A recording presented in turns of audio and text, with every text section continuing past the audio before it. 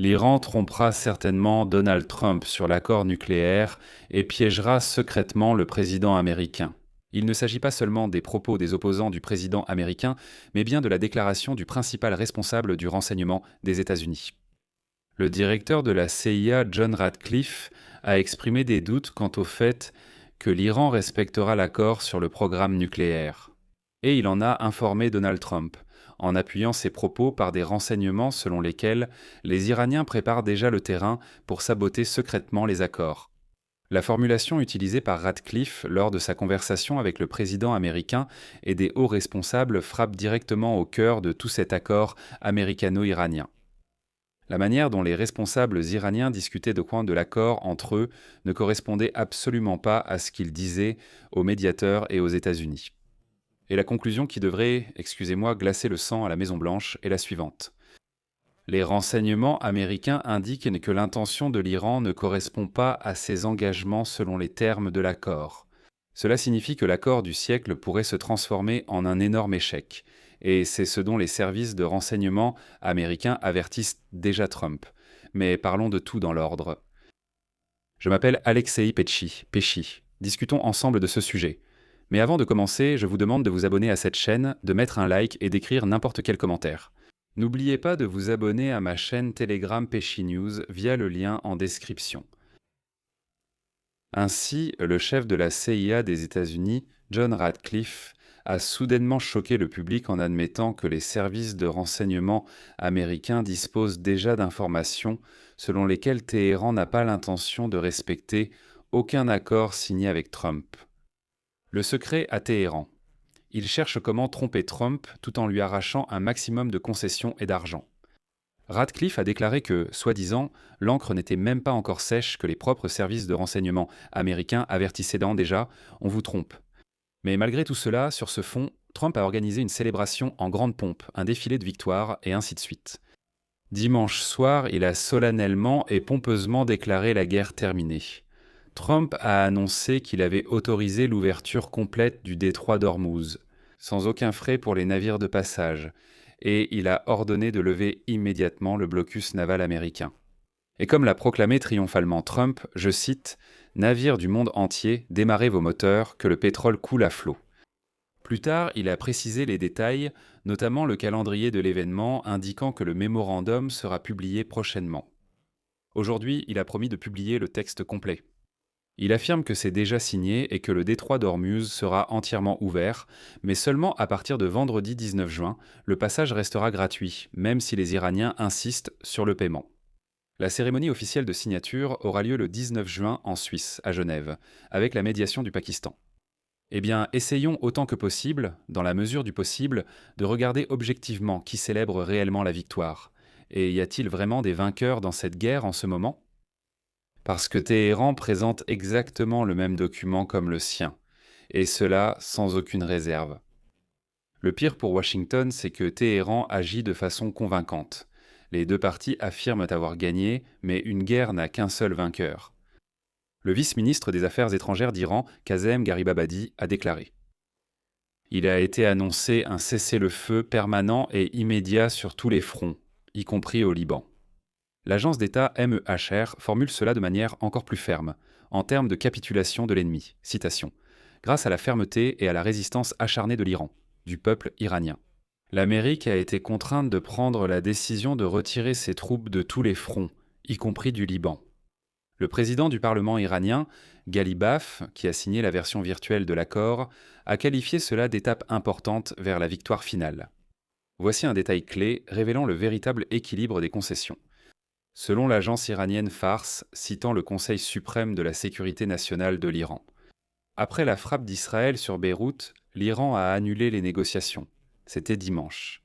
Et il était prêt à frapper Israël en réponse. Mais les concessions de Donald Trump, le respect de l'intégrité du Liban, le retrait des troupes israéliennes et la levée du blocus ont convaincu Téhéran de ne pas frapper Israël. Je souligne à nouveau, ce n'est pas les États-Unis qui ont fait pression sur l'Iran, mais l'Iran qui a lancé un ultimatum et menacé d'escalade. Et le président américain a fait des concessions pour que l'Iran revienne à la table des négociations. Qui imposait ces conditions ici ? La question demeure. Dimanche, Trump affirmait partout Nous avons presque signé l'accord. Nous allons le signer. Et à ce moment-là, Israël a attaqué le Liban. Après cela, Trump était furieux. Il criait « Comment est-ce que c'est possible ?» 1 heure avant la signature de l'accord, Israël attaque le Liban, et ainsi de suite. Ensuite, Yang Son, il a commencé à s'en prendre assez durement au Premier ministre israélien Netanyahou. Et après cela, l'Iran dit « Nous partons tous ». Et Trump répond « Oh, c'est Yachin, non, qu'est-ce que vous faites ? Non, allez, signons. C'est mon anniversaire, j'ai 80 ans, et je veux un cadeau pour mon anniversaire. La signature de l'accord. » Et à votre avis, l'Iran a-t-il réussi à obtenir des concessions dans cette situation ? Apparemment, oui. Mais la question est, qu'est-ce que l'Iran donne en échange ? En réalité, presque rien de matériel, d'après la description des conditions du mémorandum. Ce qui n'est pas encore un accord définitif. Après la signature, les 2 parties annonceront un cessez-le-feu immédiat, total et permanent dans toute la région, y compris au Liban. Le blocus contre l'Iran sera levé. Washington s'engage à ne pas s'ingérer dans les affaires intérieures de l'Iran, à ne pas augmenter le nombre de troupes américaines dans la région, et à débloquer la moitié des avoirs iraniens, soit environ 12 milliards de dollars. Et la seule concession de Téhéran est formulée de telle sorte qu'elle ne coûte absolument rien à Téhéran. En échange de tout cela, l'Iran accepte de renoncer au développement et à l'achat d'armes nucléaires. Autrement dit, de jure et de facto, l'Iran ne fait rien. Rien qui affaiblirait sa puissance militaire et son influence dans la région. De facto, l'Iran reste exactement le même qu'avant la guerre, avec le même programme de missiles, le même programme de drones, et avec les mêmes forces supplétives dans toute la région qu'il continuera de soutenir. Hezbollah en général est resté intact. Après cette guerre, même si en apparence les objectifs étaient un peu différents, et surtout les négociations sur le programme nucléaire lui-même sont reportées à plus tard, à ces fameux 60 jours après la trêve. C'est-à-dire que l'Iran reçoit de l'argent, un détroit ouvert, la levée du blocus et même en partie le retrait des Américains dès maintenant. Et la question nucléaire, eh bien, on en discutera plus tard. C'est ce que le directeur de la CIA avertit actuellement. Maintenant, en ce qui concerne Israël.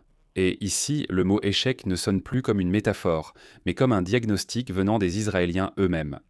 Par exemple, le Washington Post résume l'état d'esprit en Israël en une seule phrase : catastrophe.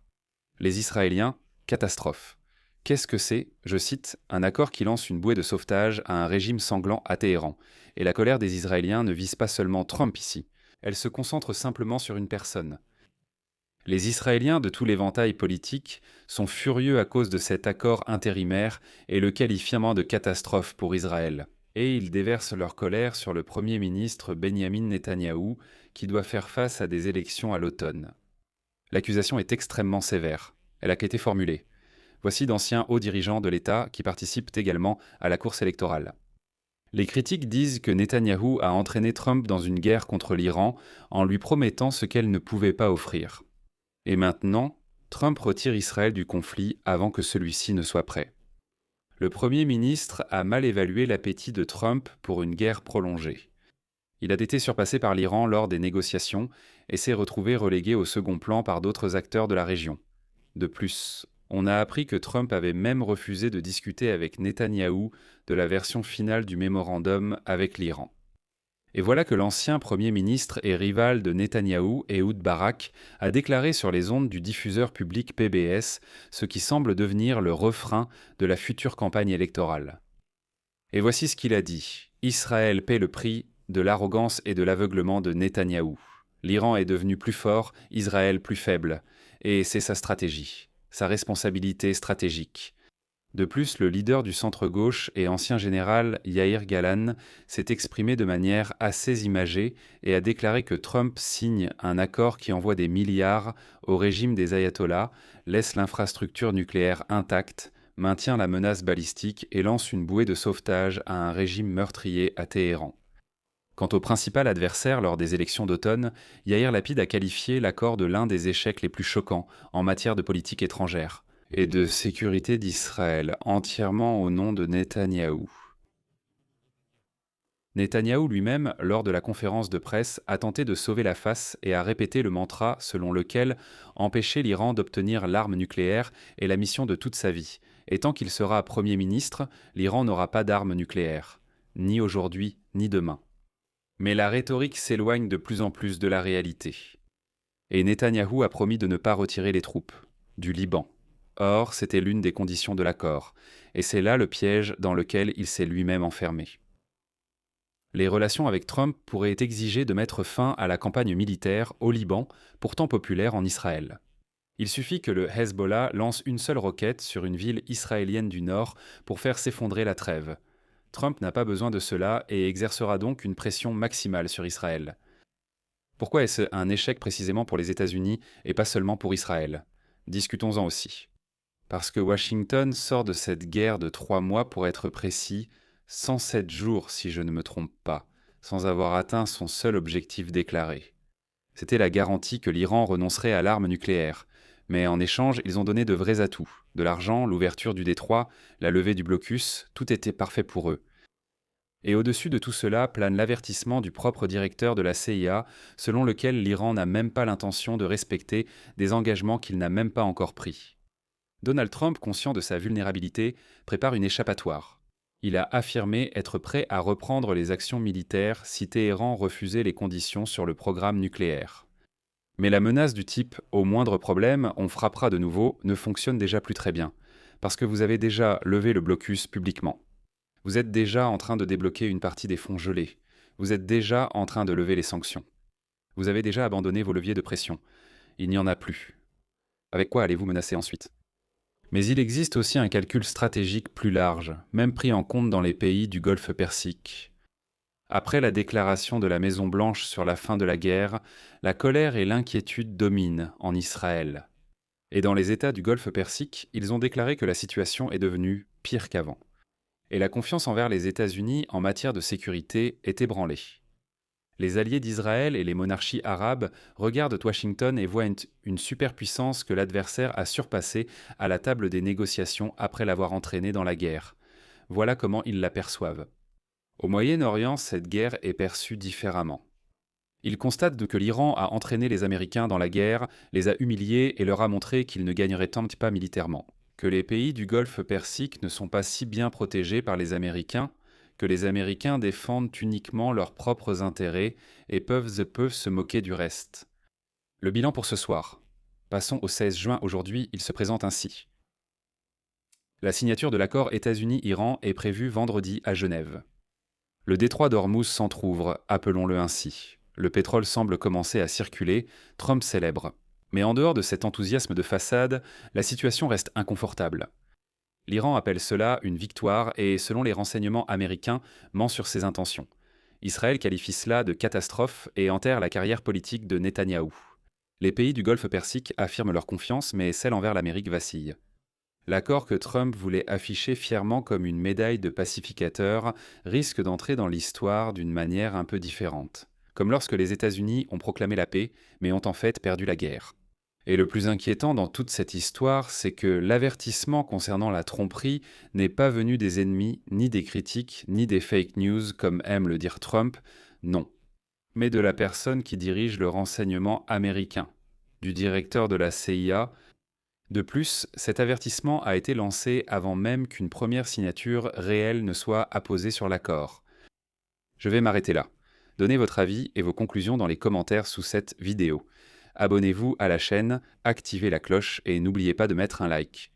Si vous voulez soutenir cette chaîne YouTube, je vous en serai reconnaissant. Faites un don via les liens et coordonnées dans la description. C'est tout pour aujourd'hui.